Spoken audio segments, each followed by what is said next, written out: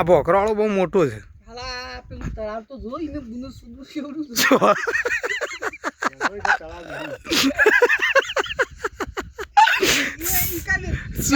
ઈકન છે ને એ તળાવ નહીં પણ નદી છે બરોબર. ઈકન આપણે વિક્રમ ઠાકોર ને શૂટિંગ કર્યું હતું. પેલો કેમ ગોરી તારો કેમ કરી બોલાવો ત્યાં એ નહીં પેલું અમને નવું ગીત આવ્યું પેલું શેવું ધડ ધડ ધડ કે રે ગીત તો આ પેલી નદીમાં ગાઈશ. અને જે પેલો ભોખરો લીધો તે હારો લીધો ગાઈશ. પેલો ધજા સળાવાળો જે ભોખરો હતો ને આ મોણેક નાતો વાળો ભોખરો છે. વિક્રમ ઠાકોર ને ભૂસકો તો હાથી મેલ્યો હતો. અને ગાઈસ પછી ખબર હતા પેલી હિરોઈન અધર તળી જતી આ ગલીમાં તળી હતી.